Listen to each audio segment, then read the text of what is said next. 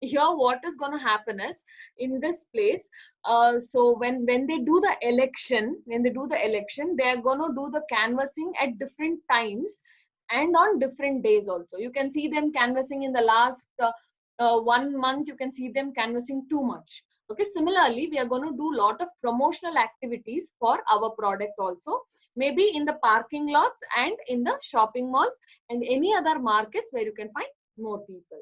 Now, how do we find out after we do the promotion and after we get lot of people into the store? How do we know from where they have come? Maybe the customers are not only of this area, okay, they belong to many other areas also. So that is how do we understand. So you have to rank order the number of cars from various countries in the region. Or now what happens here is, in India we have various states. Okay, the countries here means in India we have various states. And if you think you have opened a shop in Bangalore, for example, now in Bangalore, if you have opened a shop, we get people from not only surroundings, but also we get people from other areas. Now, how do we know the people are from other areas? You can collect the car number plates, or it doesn't mean that you have to go and take the car number plates. It means you're collecting the car numbers. Okay. Now, always vehicle numbers in Karnataka starts with AA, right? Especially in Bangalore, if you take KA01, that is talking about the vehicle belongs to Kormangla area. Okay, if you take KA02, it means it belongs to Rajajinagar RTO. If you take KA05, then it belongs to Jainagar RTO. Like this, we have the numbers given for specific RTOs. Okay, based on that, you can know from which area the customers have come to the shopping mall or your store in particular. So you can analyze from where all customers are coming, or from where all they are going to get their cars. Now, few of the cars are from, let's say, Tamil Nadu registrations or any other registrations in that case. So in such scenarios, another thing which you can add up is, you can collect the customers data. You can collect the customers data, maybe by giving them, maybe by saying them you have some offers, or you will have lucky draw coupons. You might have seen a lot of this in the shopping malls. Okay, they say there is a lucky draw coupon for Deepavali, they'll say lucky draw coupon for Ugadi. So they will take the information and they'll say later we will call you. If you won the lucky draw, we will only give you a call. Okay, that is what they say. So another, select the top 5 or 6 localities based on the highest frequency and maximum percentage, that is 10% or more of license plates in the area. So the second point is saying, check wherever you can find too many number of people. Like if the more number of cars or more number of vehicles which visits your store are from, let's say, KA05, that is Jainagar. All those vehicles belong to Jainagar and around Jainagar areas. It's not just Jainagar, around Jainagar areas. So you can say we have too many consumers coming from around Jainagar area. So in that scenario, what we can do is, we can go on and do more promotion. We can go on and do more promotion in only these areas first, and then concentrate on new areas. Okay, so if 10% or more of the vehicle numbers, sorry, 10% of more of the vehicle numbers belongs to Jainagar and around Jainagar area, then you can go on and do more of promotion in such days. So this is how you will be able to firstly, do a lot of promotion about the product or the about your brand. Then you'll have to analyze how the customers are coming. Okay, next. We understood the traffic flow. So anybody has doubt in this particular slide? Did everybody understand? Please leave it in the chat if you have any doubt.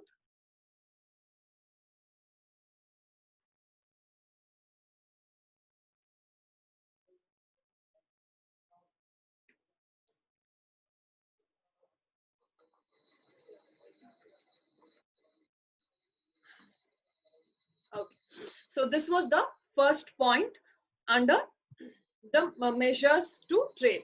Now next, let's go to the next type or the next point, that is retail gravity model. Now here in retail gravity model, what is going to happen? Okay, there are two theories. There are two theories under retail gravity model which we will be studying. Very simple theory. So they are saying how the retailer is supposed to analyze things and get to know how many of them are coming to the store and how many of them are going from the store. Okay, so we are going to try and understand that. Now see, another easy way of defining the retail trade area is to use the gravity model. So we have two types of laws here in the gravity model. One is Rayleigh's law of retail gravitation. Another is Hough's model. Okay, so first we will understand what is Rayleigh's law. Then we will understand what is Hough's model. Okay, so first let's go on and read the Rayleigh's law. Now, Rayleigh's law of retail gravitation is a theoretical means defining a trade area. So they are only taking theory part here. Okay, it's a theoretical means of defining the trade area. What does it define? Let's see. It is based on the premise that the people are attracted to largest communities to do their shopping, but the time and distance they must travel influence their willingness to shop in a given city. So what are they trying to say here is, so when you're doing the shopping, the place, how well the place is organized or how well the place is decorated and kept clean, that attracts more number of consumers. But the only thing that makes difference for them is the time and the distance. Okay, so the time as well as the distance, both are gonna affect them. So that is what is the major thing. So here it is based on the premise that the people are attracted to the largest communities. Okay, but the time and distance, now if it is taking you 1 hour to reach one shopping mall to buy something, you would say, okay, I will buy the same product in a nearby store. So that will influence you a lot to do the shopping. Then, in other words, let's understand the same thing in a much simpler way. In other words, people are more likely to travel shorter distances when possible. Additionally, customers are more likely to shop in larger community as they typically offer more goods and services. So people always love wholesale markets. Rather than retail markets, they love wholesale markets. Why they love wholesale markets? In wholesale markets, you can uh, actually get more products for less price. Okay, you can get more products for less price. That is the major reason for people to go to the wholesale markets. Now let's see here, people would like to travel shorter distance. Now to buy 1 liter of milk, you cannot travel for half an hour to get 1 liter of milk. Okay, you would prefer the next shop near your home to buy the same half liter of milk, right? So you always prefer traveling shorter distances, especially in a city like Bangalore, because it is very, very difficult in this traffic go around. No matter it is a two-wheeler or it's a four-wheeler, always traffic would be there. So that is why always people love to travel for shorter distance. Only if the product is very, very important, very, very valuable, only in such cases you will be able to travel far away to buy the products. Okay, so those are the major things that you will have to understand in Rayleigh's law. Now, this law is a rule of thumb used to estimate the distance. Okay, the distance consumers will travel to purchase goods and services after comparing price, quality, and style. Now, here, what is the major law of this? In this Rayleigh's law, what is the major point is, okay, rule of thumb means major point. Okay, rule of thumb is used to estimate the distance consumers will travel to purchase goods. Let's take, for example, the same stationery shop which was set up in front of RMS College. Now, let's see, we have got customers from not only nearby, but also from, let's say, Banargata Road. Or let's say we can also say that we have a lot of customers from uh, Padmanabh Nagar. Okay, those areas, we did not expect them to come, but we had customers from there also. So which means few customers are willing to travel far places just because they are gonna get good price, good quality, and their required style.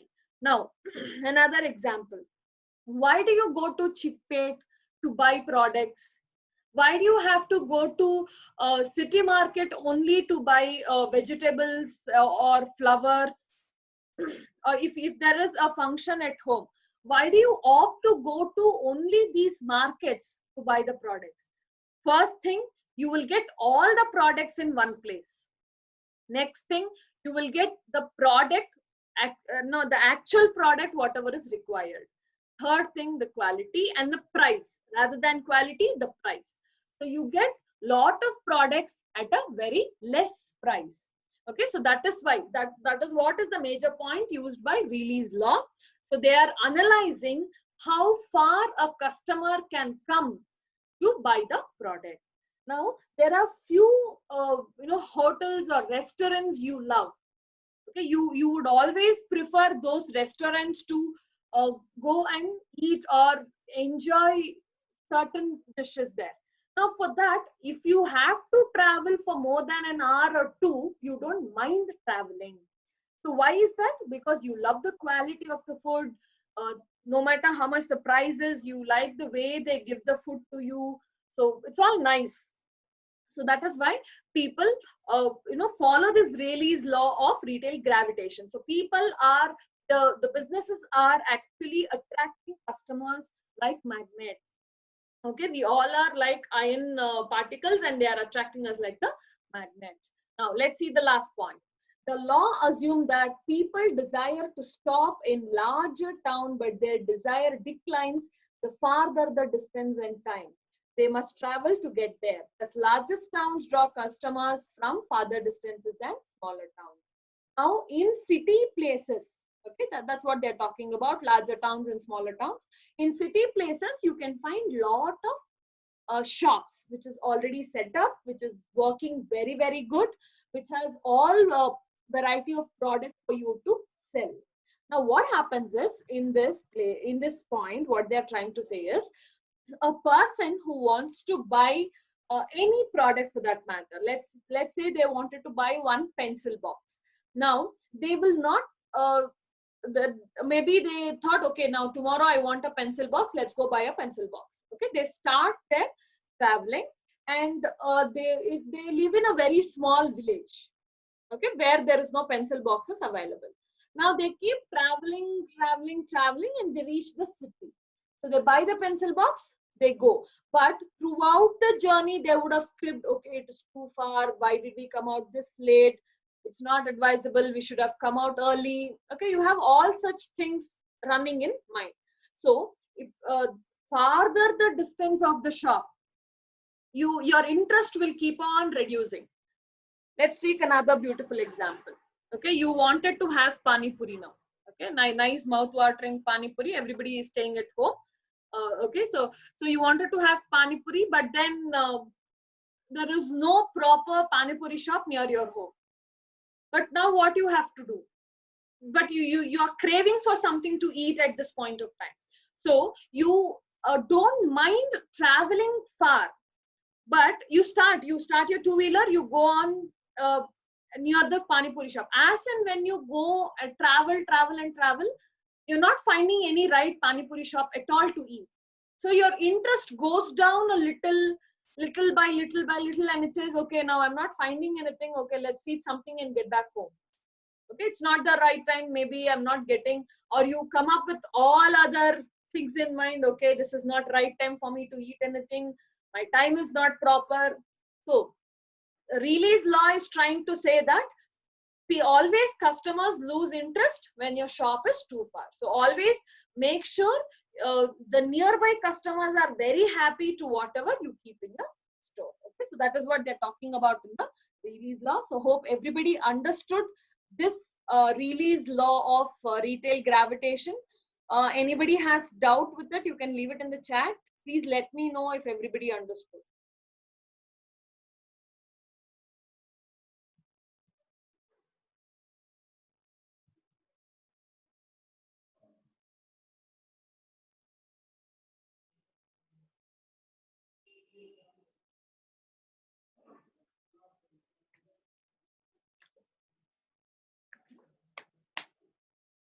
Okay, that's nice. So that is one of the law of gravitation model, gravity model. Now let's go and understand the next law, that is Hooke's gravity model. Now in Hooke's gravity model, based on the premise that the probability that a given customer will shop in a particular store or shopping center becomes larger as the size of the store center grows and distance for travel time from customer shrinks. They are also coming back to the same point, but the only difference is Hooke's gravity model is trying to calculate the probability, which means to buy a half-liter of milk, okay, I will say there is a probability that you will go to a store next to your home only, rather than going out or traveling for another 15 minutes for another store. So you would first check out near your home whichever store is available. So I am calculating the probability. So I'm saying how much percent I am sure that you will go to that particular store to buy the products. So Hooke's gravity model is going on with assumptions. They have certain assumptions under the model, but before that, let's understand this. So they're saying based on premise is the shopping place, that the probability that a given customer, if A is a customer, so what he is wanting to do. Okay, so if A is a customer, what he likes to go on and do the things, he would like to come and do the shopping in a particular store or particular shopping center. Now it's like a game. Okay, let's imagine this. It's like a game. Now we have 5 of the participants in the game. Okay, that game has 5 participants starting. Let's name the participants A, B, C, D, E. Okay, these 5 participants are in the game. Now we are playing the game. Now we will always think, okay, we are giving our ideas here for the participants, saying for these 5 participants there are only 3 stores. Now these 5 participants have only 3 stores. Out of these 3 stores, let us give our views of how many people will go to store 1, store 2 and store 3. Okay, so we have how many participants? We have 5 participants. 1, 2, 3, 4, 5. Okay, and sorry, the participants are A, B, C, D, right? So we'll have participants being A, B, C, D, and E. Okay, these are the participants for us. And we have 3 stores. Store 1, store 2, store 3. Now, what will happen with these people? Let's understand that. Now, when you have these 5 participants and 3 stores, now let's take for example, let us all assume that A is going to store 1. Okay, we are assuming. Now we don't know what A will do. We are just assuming A is gonna go to store 1.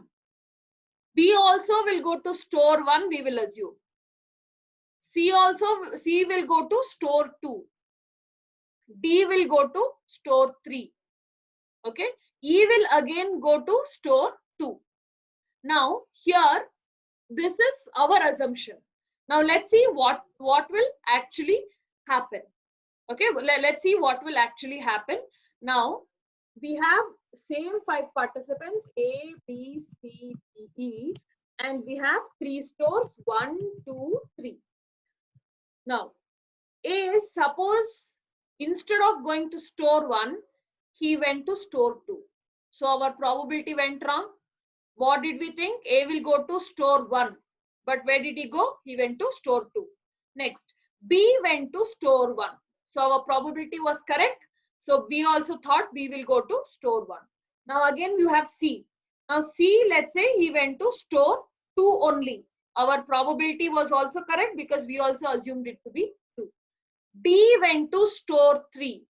Unfortunately, D went to store 1. Rather than 3, he went to store 1. Again, our probability went wrong. Then E went to store 2.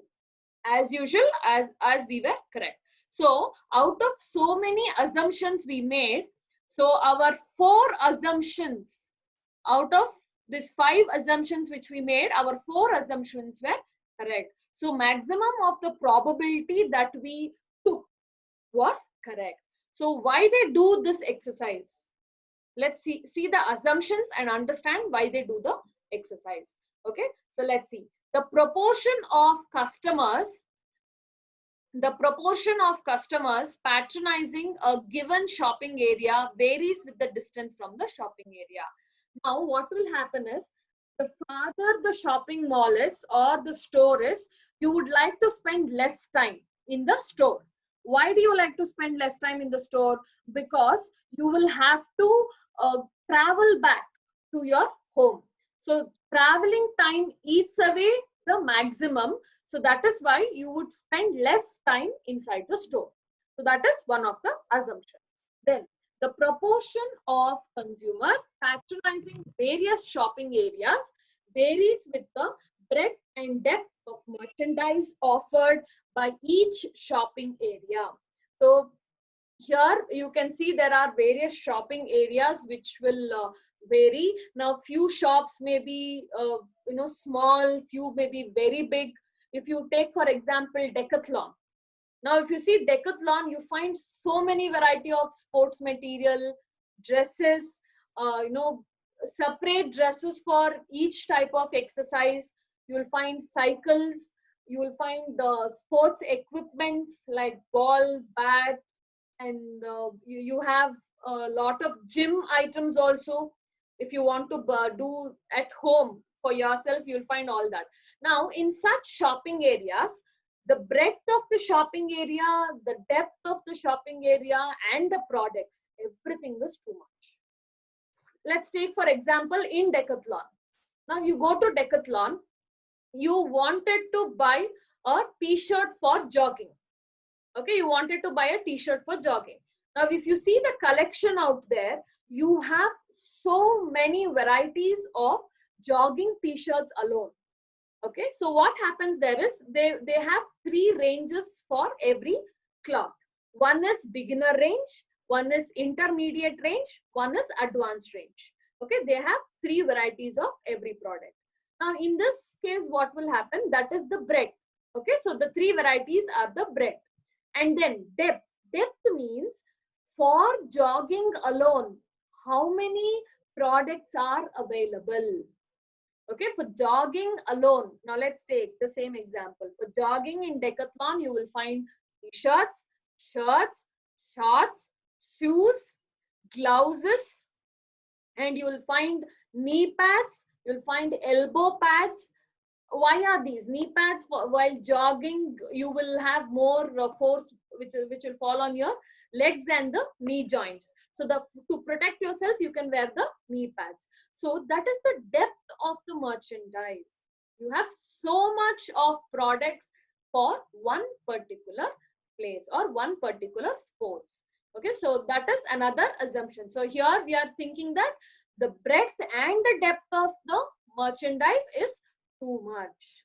Then the distance that the distance that consumers travel to various shopping areas where which is of different types of products purchased. Now here it's something like this. You go to City Market, you wanted to buy a cotton shirt. Cotton shirt you wanted to buy, you go to City Market, you go to Chickpete, one road where you find all the shirts. Now in that road, you go to one shop A, suppose you go to. Now when you go to shop A, you don't find the shirt. You will go to the next shop B to find the shirt again, or you go to the next shop C, like that, you don't mind traveling to various other shopping areas to find the different type of product which you require. So we are assuming saying that consumers also travel to various shopping areas to buy different products. Then the pull of any given shopping area is influenced by the proximity of completing shopping areas. So here it's like you attract lot of customers using your discounts or the way you do the marketing. Okay, that's the pull. Okay, the pull of any given shopping areas. Okay, that is influenced by completing proximity of completing shopping areas. You would like to visit the shopping area thoroughly. Let's take for example Jainagar 4th block. Now, once you enter inside the shopping complex, you would love to go around to see what all products are there. Okay, though you find your favorite top or favorite earrings or favorite accessory nearby, but still you would like to spend some time to check out if you can get much better product. So another assumption under this model is that you're gonna go on and see the complete shopping area first before you start shopping. The same thing happens with shopping mall. You go to Central Mall. You first check which floor, which showroom is there, where you can buy the product, or where you can go and eat something. So you first check out what is there in the shopping mall. Then you go on and do your shopping. Okay, so that is what is talking about in the Hub's gravity model. So here at the end, let me summarize the whole slide. So what is it actually talking about is, so this Hub's gravity model is saying how much probability is there, or how much can I say that particularly a person A, okay, particularly a person A goes to store 1 only or store 2 only. So I assume or I make certain inferences here. Okay, but at the end of the day, what that matters more is distance for the travel time. And these both distance and travel time, if it increases, the time spent in the shopping area is very less. So that is what they've given here. See, if you see here, the size of the store center grows and distance of travel time from customer shrinks. So nearby your home, if you have a nice supermarket which gives you every other product, you would love to be there only, go and buy every product there only directly. But if it's not available and if you want to travel, your interest of buying the product comes down a little. So there were few assumptions under this model. So first is how the customers are gonna avoid traveling too far. Then more variety of products will attract customers. If you have more variety of products in the customers, then they would love to do the shopping. Then the distance that the customers would travel to various shopping areas. So if they don't get one product, they don't mind traveling to next shop, the next shop, the next shop. It continues. Then the pull of any shopping area. What is the main attraction in the shopping area? That is what is the major thing here. So the main attraction in the shopping area is when you give them more offers, and when you completely allow them to look around for everything. Okay, so that is the assumption. So these are the 2 points under the measures of how to measure the perfect trade or particular trade. Hope everybody understood the 2 points. What is the first point? Traffic flow. How are we gonna manage the customers when they come here, and how are we gonna give them lot of services? Then there were two gravity models. First was Rayleigh's law of retail gravitation. Second was Hub's gravity model. Okay, so hope everybody understood these two models. Anybody has any doubt in the gravity models? Can you please leave it in the chat?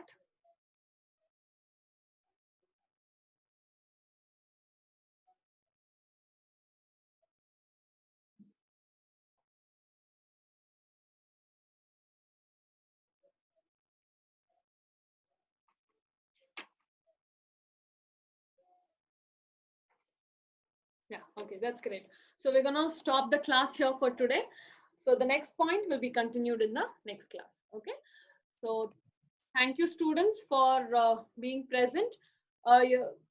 We will continue the next point in the next coming classes.